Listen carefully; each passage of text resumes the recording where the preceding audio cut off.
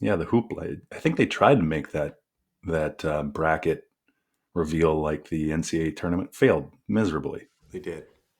I want to SMU take us was there. back, though. Okay, go. July 9th, 2024. July 9th, 2024. The Big 12 hosted their media day in Las Vegas at Allegiant Stadium. And the talking heads, the pundits, they all agreed on one thing. Arizona State was going to finish dead last.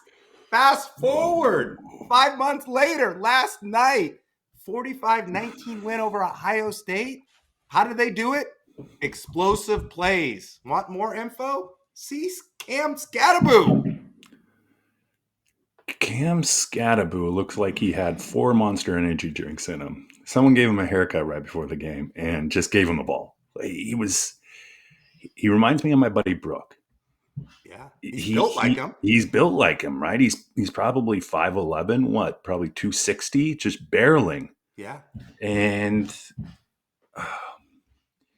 I'll give it to Arizona State. They have athletes. I think it was interesting throughout that day. You and I just talked about watching the day. You kind of started with, who do we see? Texas, Georgia. You saw the SEC, the creme de la creme, right, in terms of athletes. Then you went down to the Big 12.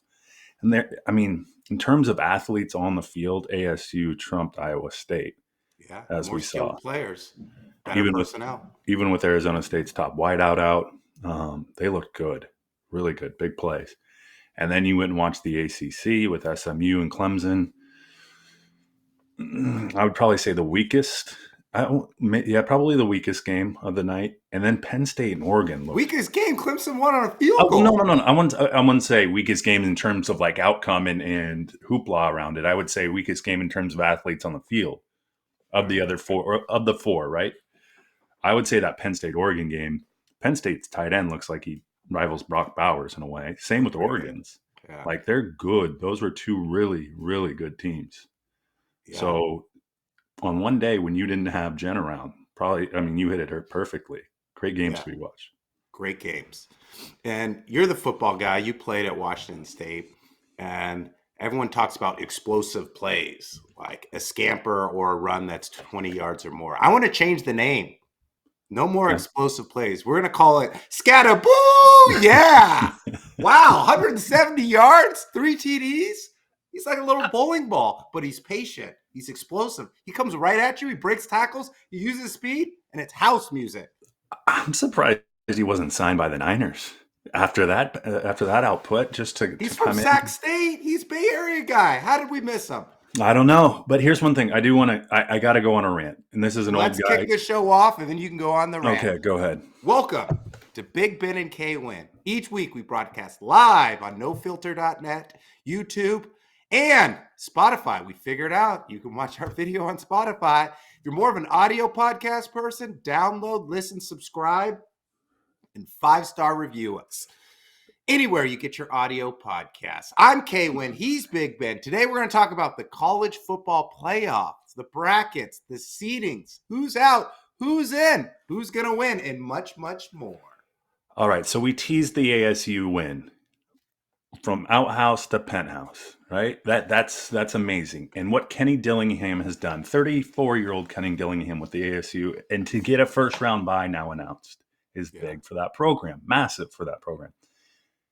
Here's what happened that probably will be overlooked in the ISU, the game in which they played against Iowa State. Shamari Simmons gets a free rein on Rocco Becht, drills the guy under the chin, decimates him. Worst hit I'd seen all year. And the announcer said the same thing. Yeah. But what happened next, Mr. Dillingham needs to get some being 34, I don't know. I'm 6 years his senior. I have some gray hair, but if I saw players going like this, running around going like this, indicating that was the purpose of the play to knock the guy out, I'd have those kids up at 4 a.m. the next morning running until they puked. Yeah. I mean, that's something I don't know. I can't see in the kids' defense. I don't think they realized the quarterback was down.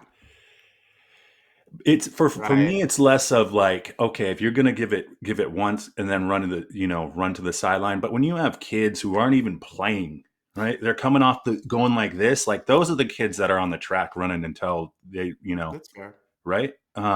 They should have looked back on the field and saw everyone huddled around the player, wondering if he's going to get up, and stop that. Exactly. Come around, take a knee, look at the player, pay your respects.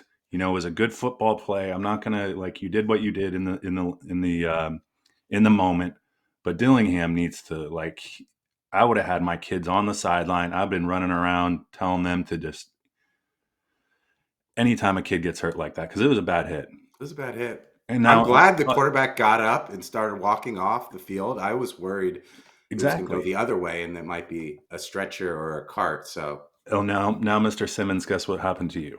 You no longer get to play in that first half. And I think it should be more severe, to be honest, because that game was more or less over at the time of the hit. He should actually have to play the entire next game. He should have to sit. So for all the, bedtime or hit the pillow motions, now you're not playing in that first half. Not worth it. Not worth it, right? Not worth it. Okay, end of rant. I'm done. They're off the lawn.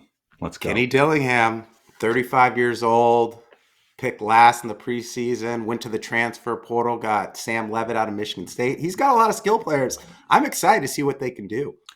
But here's where I want to start this conversation off.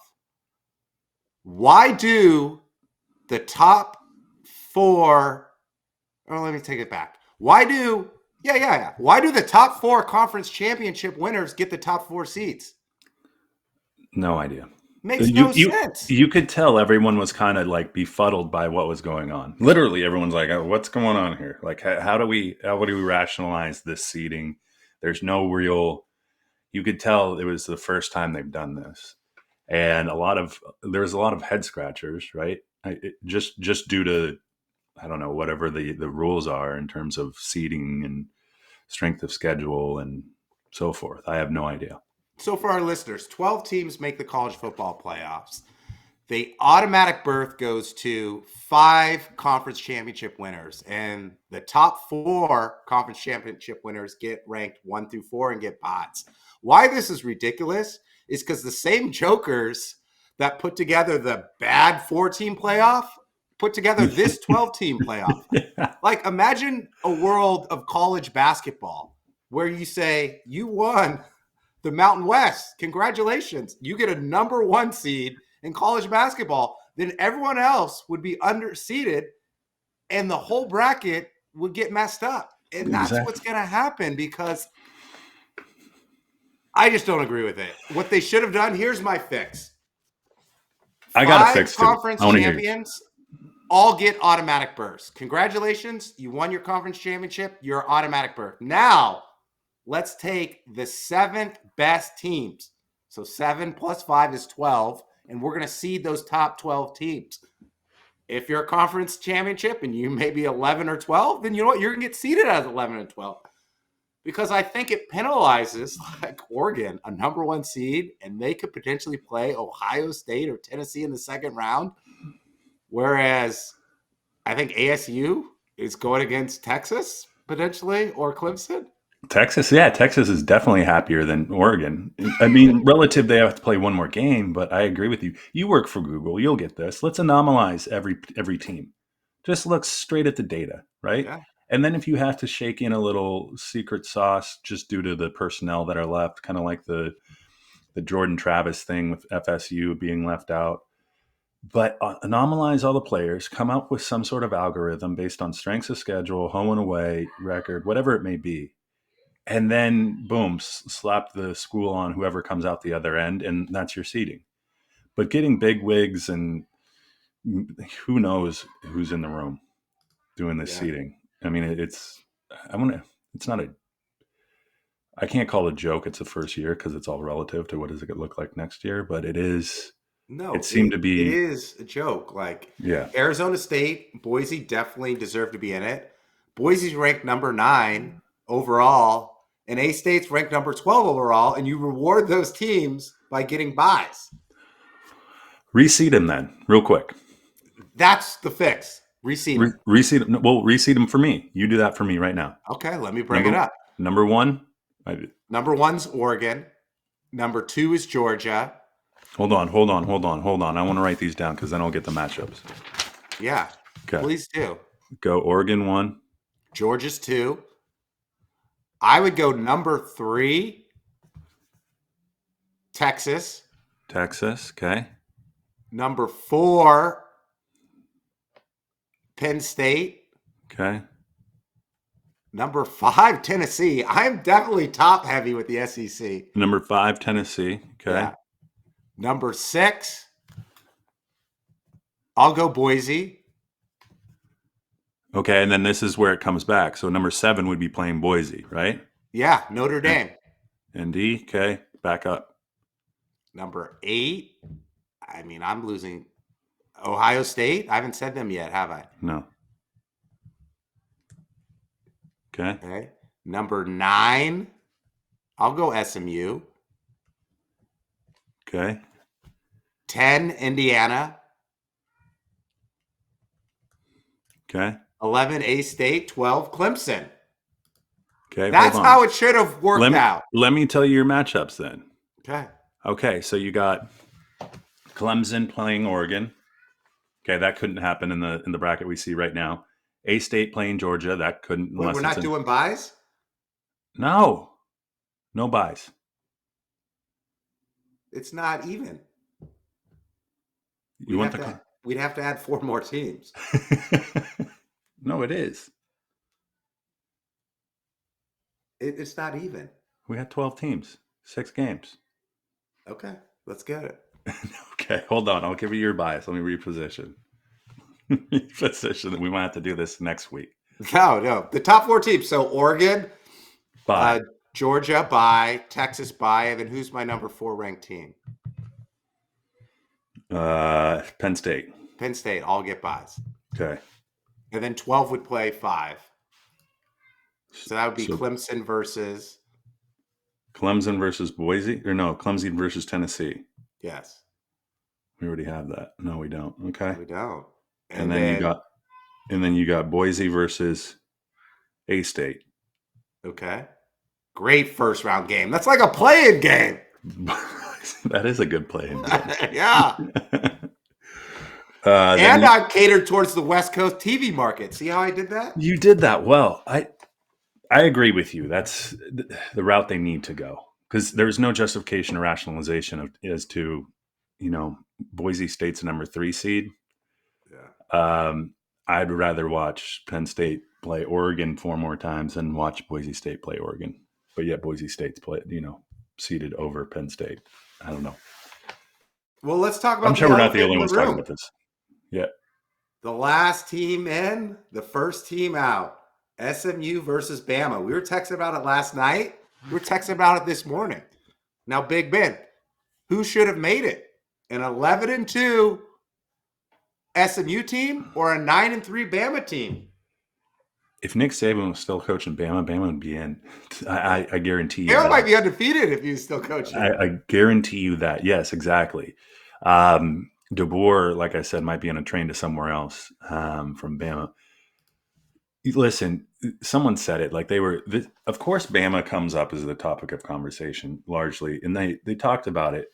And if you're Bama, you lost to Oklahoma, got smoked, and you got Bama. Like those are elephants in their room, right? Yeah.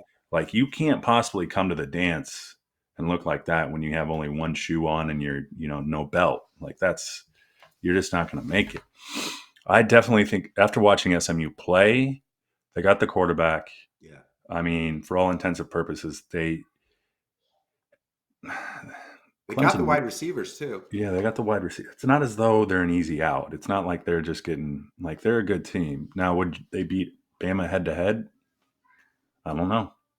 Neutral site? I don't know. That might be another little play-in games. Yeah. Play into the play-in. I mean, NCAA is all about money. They should expand the playoff and then do a play-in game. 2 more play-in games. That'd be great. Play them on Monday. Here's my analogy on Bama. Go for it. They're like the guy who dated 2 smoking hot girls. And then he also dated 2 not so good-looking girls. So you got to go to the lowest common denominator. Average it out. Dude's not slaying. That's the same thing with Bama, right? I get it. Who do they beat? Georgia. They beat LSU. They beat South Carolina, but they lost to Tennessee. And they lost to Oklahoma and Vanderbilt. Oklahoma and Vanderbilt each have 6 losses each. Those are the not good looking girls. Bama's out. I agree. SMU's in. SMU won at the right time. You can't penalize a team for the conference championship game. They can only play who they can play. I think the way that the system is set up now, SMU deserves to be in. Yeah, If you and no want one to redo the system, then yeah, maybe Bama needs to be in. Yeah, no, I don't think. I don't think anyone out there, the talking heads, the people that follow college football, they're gonna. I don't think they'll have many gripes about the the current bracket as is. I just don't think in terms of conference, you can't. Miami's not in, right, because you already got SMU and Clemson. Clemson stole that spot from either Bama or Miami, whoever the next best team was in. So I don't think they got it. I don't. They have the right teams in it. I believe they have the right teams in it. They just don't have the right format, if you want to call it that. So I'm with you. when are these games played? I'm glad you're asking. See, that's the next thing I need to know. Where I was getting excited for next week, but we actually have a week off. So December 20th is the first round. We got Clemson versus Texas, 12-5. Tennessee versus Ohio State, 9-8. SMU versus Penn State, 11-6. Indiana versus Notre Dame, 10-7. That's going to be a great Midwest matchup. Then you got the quarterfinals, New Year's Eve. What am I doing for New Year's Eve? You know it. I'm watching TV. Sorry, J-Mo. And New Year's Day, you've got the 4 bowls, Fiesta, Rose, Peach, Sugar. And then January 9th and 10th, the semis. And then January 20th, the Natty. Ooh. So we're 6 weeks away from the national title. Yeah. Roughly. There's a lot of games to be played. Lot of games. Yeah, but we're gonna have, that weekend. I don't know. Send your wife to the spa for 2 days on that 20th and 21st, because my goodness, you're gonna have a good slate of NFL football or NFL playoff football implications, and then you got first round. Yeah. Woo! Who looked the best? All right, let's stress test some of these teams. Okay. Who looked the best in those title games? I mean, Arizona State looked great. Looked really good. Really good. They can run the ball. They can throw the ball. They have 3 key turnovers. They look great. Georgia versus Texas. I didn't see much of that game. Defensively, both teams are great. Offensively, both teams struggled throwing the ball. Like Carson Beck, interception. Ewers, 2 interceptions. The difference in the game was Georgia could run the ball and Texas couldn't run the ball. Texas also missed a couple field goals. So Georgia looked better in that game. Texas showed a couple of their weaknesses. Clemson came out strong, but SMU looked like the better team. They just couldn't close it. Why didn't they go for 2? All the momentum, go for 2. I think because they had the momentum, right? You don't want to screw up the momentum by someone dropping a ball in the end zone. I think they did the right thing. Just that kid, the freshman hit a 6-yarder. Yeah, that's nuts. I joke with Trav, they prayed harder at halftime right there for the Clemson Tigers. I mean, I think Clemson gets rolled, though. I don't know if they have the personnel to keep up or go deep.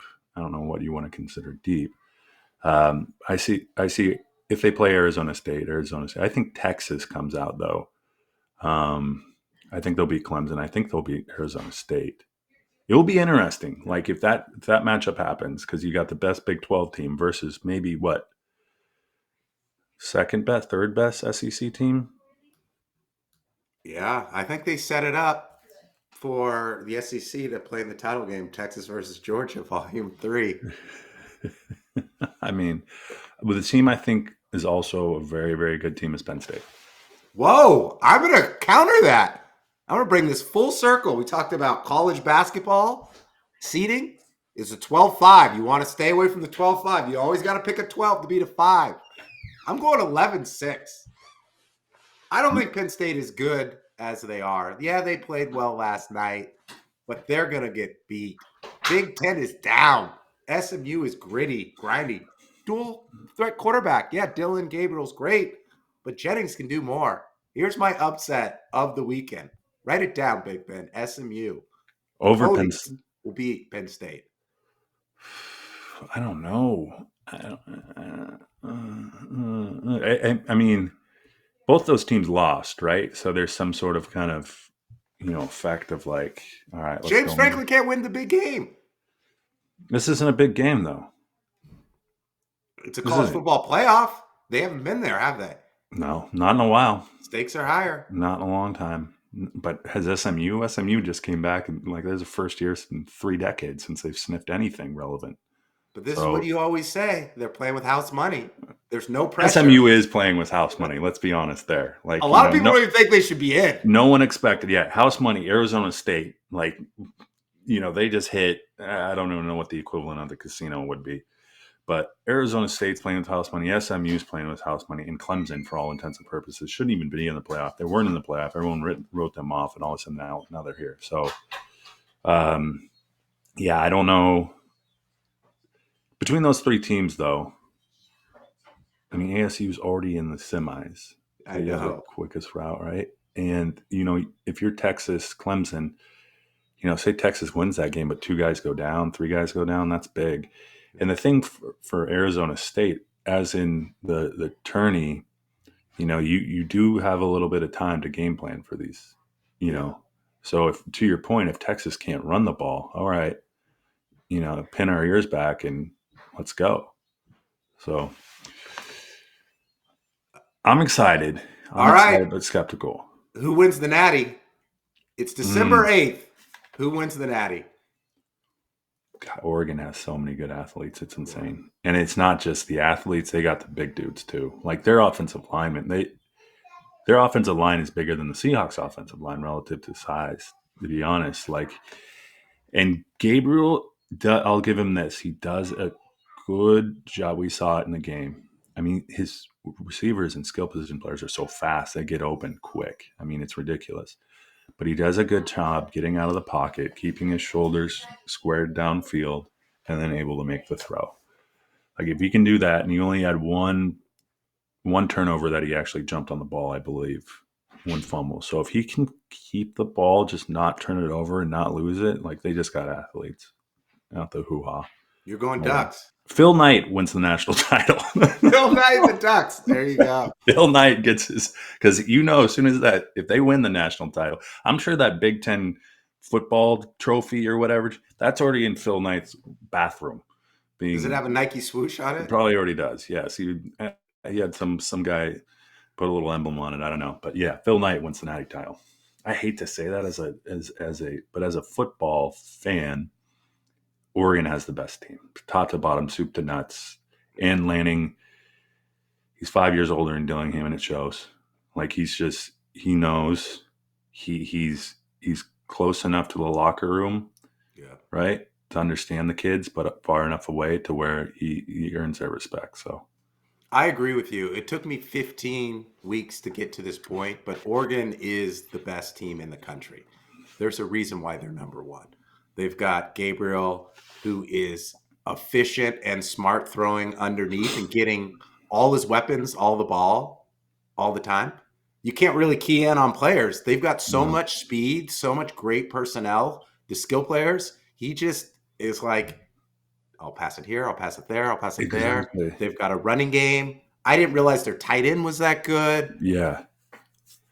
And their defense is good. And Dan Lanning is a smart, innovative coach. So it's got to be the Ducks. So I'm going to go with the Georgia Dogs. Oh. I got my Dogs playing the Ducks in the Natty. And I know you're saying, whoa, we don't know if Carson Beck's going to play. This guy, Gunnar Stockton, is young. It doesn't matter.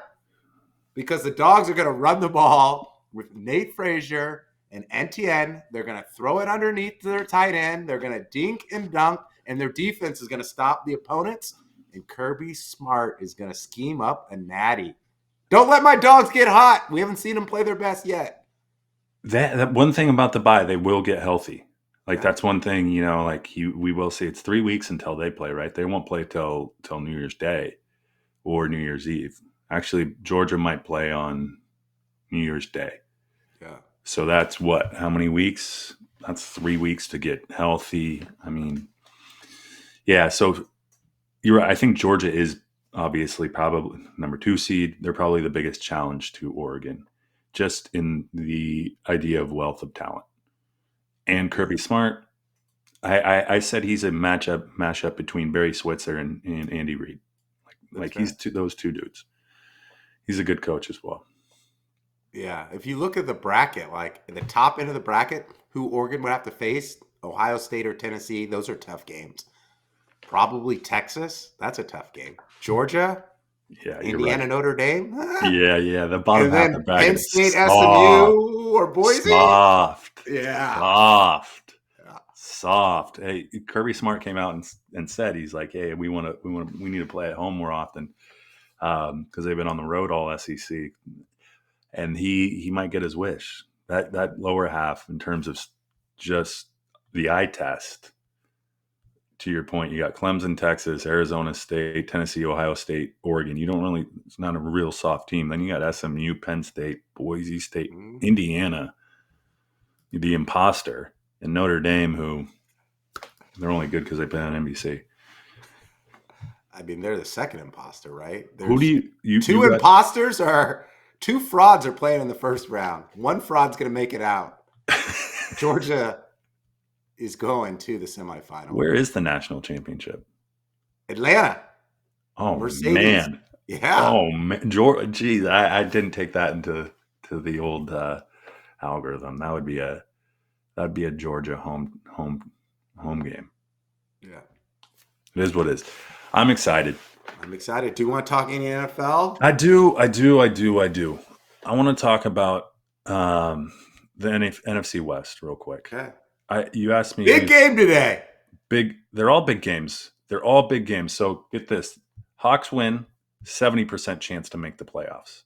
Okay. 70% chance to make the playoffs. They lose 21%. So you got the Niners playing the Bears. Let's look at the standings here. The Hawks are on top, 7-5. Cardinals 6-6. Rams 6-6. Niners lost 3 in a row now. Whew. Also lost McCaffrey and Jordan Mason too. You remember Bump? Bumpus came on. So Bumpus had a thing. He's like, listen, you got to do it now. The window is now for the Hawks. Like, you got to go because especially Like the Super Bowl window or the playoff window? No, just playoff window. Like, let's be real. Like, you got a first year coach. Like, you shouldn't really be here with a first year coach, but somehow they've got there. Started 3-0, did what they have to do. But you look across, like, at one point the Rams are just going to mail it in. They're kind of, do we bring Cooper Kupp back? What do we do here? If you beat the Cardinals today, the Rams play the Bills today too. Exactly. So if you beat the Cardinals today, so you've beaten the Cardinals twice now. You're in the driver's seat. You are in what are they? The catbird seat? Yeah. I think you're called the catbird seat. I got to look that up. I think that's what it's referred to as. But yes, so the Seahawks today is the most important game of McDonald's short career. But like, you better show up, and if you win big. That's playoffs in the first year, Mr. McDonald. That's a big thing. It's a huge thing, right? I mean, What's if the you pulse? go back to the preseason, it was like Niners, Rams, maybe Seahawks, maybe Cardinals. Yeah. And now the Seahawks are in the driver's seat. What's the pulse on the Niners? Like, are we in all? Are we, I don't want to talk about the Niners. So no. It's holiday season, and it's also bowl season. There's a lot of great bowl games. And the first bowl game is actually today, 1 o'clock on Fox. It's a toilet bowl between the Bears and the Niners. I mean, I'm waving the white flag. Are you done? I'm not done with the Niners. I think the season's over. I gotta think so, right? Do you take a proactive or pragmatic approach and say, all right, listen, Debo's been hurt. There hasn't been a Niner who hasn't been hurt at some point in the season. Bosa's out. Do you look at, okay, who's playing behind Purdy? Oh, it's what's the guy's name? The astronaut is third string, and I think Allen is second string. Who's Okay, the guy who's the astronaut? Dobbs is third string, and I think I don't even know who the second string is because as soon as he got in the game 2 weeks ago, I didn't watch it. So tell me this: you got to give Purdy some money, right? Are we giving Yeah, Purdy money? Okay. So yeah. what do you want him to do? Get hurt while he's pursuing nothing, or or if you say you lose against the Bears, I would sit him the rest of the season. Or do you want him I getting hurt in meaningless games? It's up. I mean, it's your call. So Brandon Allen and Josh Dobbs are the backup quarterbacks. Purdy's shoulder is hurting. Yep. So to your point, if you don't have a shot at making the playoffs and you want to sign this guy, why are you going to have him play on a hurt shoulder? So I think we're 1, maybe 2 weeks ago before Operation Shutdown. They shut down Purdy. They shut down the season. Let's see what we got.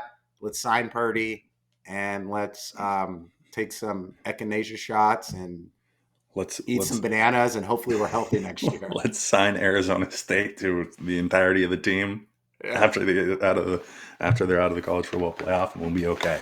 Just get healthy, get right, take some magic mind. And in the draft, do not draft another wide receiver, please, or a skilled player. They need help on the defensive line and the offensive line. That's the biggest difference. Think about when they got to the Super Bowl. Like, they were as physical as the Lions are, right? Mm-hmm. They had Hargrove, Buckner, Bosa. Like, they were dominant on the defensive line. And it was the same on the offensive line. Those are probably the two biggest holes because they can't get in the end zone. They can't score. And look at all these running backs. Like, they're letting up so much running yards because they can't control the defensive line. Well, Fred Warner can't do everything, right? Like This is what San Fran did. They tied up all their money in really good, call it skill position players, right? Yeah. Trent Williams would be the anomaly, but everyone else is playing, for shekels compared to those guys. And there's, that's your offensive and defensive line. Bosa's still around, but he's hurt. No. So as soon as those guys start getting hurt, there's big holes. And there's bigger holes now that McCaffrey, Mason, and I won't even be able to name anyone on the field for the 49ers today. So good luck, though. Good luck. Let's get out of here. NFC, who is the biggest threat to beating the Lions in the NFC? I mean, Green Bay played well against them. I know. I think Minnesota. It will be interesting to see this. I call it the Kirk Cousins revenge game today when the Falcons take on the Vikings. It'll be interesting to see how they do there. Lions have won 11 straight. Yeah. I mean, the personnel that they have, like, they remind me, what's the equivalent in like college football? The Oregon Ducks. Like, they just have. Not only do they, That's actually pretty accurate because the way that Jared Goff moves the ball around is similar to Dylan Gabriel, isn't it? So they had a stat that Dylan Gabriel had the second shortest in air, like, to completion, right? So it's only 7 yards. That's it in the air. So you're not, no interceptions. You're getting the ball out in space. It's horizontal, not vertical. Exactly, and that's what you see with the Lions. Like, it's just the field all of a sudden goes sideline to sideline rather than hash to hash. And so the Lions are they're tough to stop, really tough. I wondered why they signed Montgomery to such a contract, but like, he can catch the ball out of the backfield. He's not a one-trick pony. To answer your question, I don't think anyone can. Like, I'm being honest. Like, the Seahawks played them tough, but still lost by 2 touchdowns, I think. So I think the Eagles have a shot. Okay. I'm just talking about on paper who potentially could beat them. Yeah. It's very few teams. The Eagles have a shot. I think Green Bay has a shot. And the third team is a little bit of a stretch, but they did it in week 2. The Bucks, Baker. I think the Bucks are getting healthy. They have Mike Evans back. Bucky Irvin is being back that they want. And last year, Baker did win in the playoffs. He's won in Cleveland in the playoffs. He's not scared of the moment he woke up and felt dangerous. I think the wild card to beat the Lions could be the Bucks.